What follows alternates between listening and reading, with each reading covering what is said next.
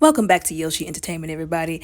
So sometimes I do like to do follow-up videos to previously discussed topics on my channel. So, some people might think that it's redundant information, but I usually upload videos for a reason and with intention. But anyways, so everybody already knows by now that, Nia Long has split now, of course, from her now ex-fiance, Ime Udoka. And I feel like there's a lot of fallout, so to speak, aftermath that a lot of people don't consider in the midst of these situations. Now, she has been handling this situation publicly with a lot of grace and maturity. I'm sure deep down inside and, in private, she's probably still very upset and, angry. Although publicly, she is really taking this well. That couldn't be said the same for me. I'm gonna be real honest. Like, I would have had some choice words to say about him. So like I said, she's doing a whole lot better than what I think most women would have done in her situation. Although even she said she still had to take a step back and recharge. And when you really look at it, she really got the short end of the stick. Like, y'all can say what y'all want to about him being suspended and her, the woman that he was messing with, not getting anything. But she really got the short end of the stick, really. From what I can understand, she didn't really find out about most of this until we found out about most of this. And then on top of that, whenever he did, her ex-fiance, her ex-trifling fiance did apologize, he literally apologized to everybody except her. Then at the end of the apology, he made it so generic and said, "Oh, and to my family," at the very end. Forget your job, sir. The woman who you were in a relationship with should have been the first person who you should have been apologizing to, and then your kids, then your job, then all them other people. But I'm not going to get on that.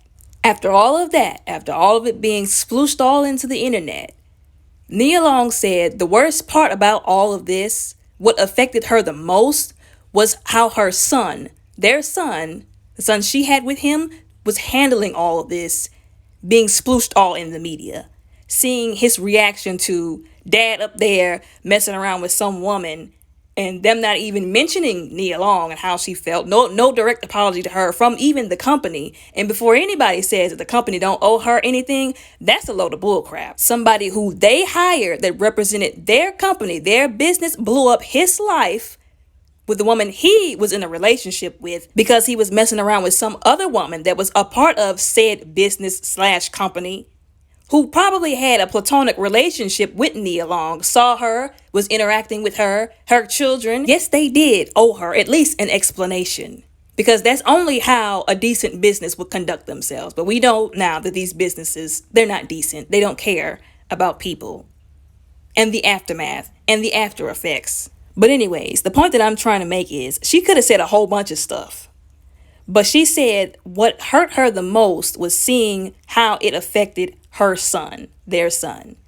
She even had to go so far as to take him out of school because all of the negative publicity that was being drawn to him because of what his father did. That's what I be talking about when I say some of these people, they don't care about the kids. They don't care about what happens to the kids.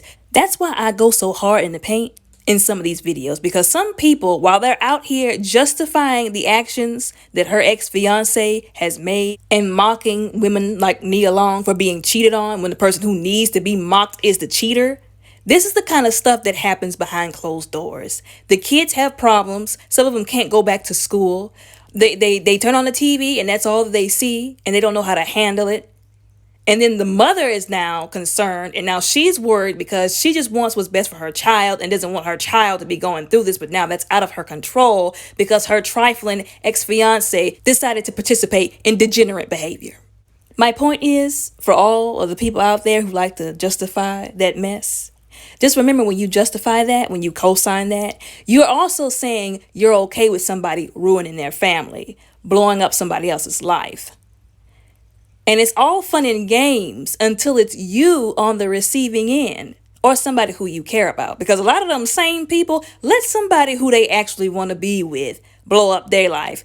They're going to be setting people's houses on fire. They're going to be pulling a Jasmine Sullivan and busting windows out of cars and slicing tires. It's not fun when it's you. Y'all just keep that in mind. But anyways, I just want people to see and understand that there's nothing fun or funny or justifiable about this stuff, because it's the aftermath of people's lives being ruined that's left in the dust. But anyways, y'all tell me what y'all think down in the comments below.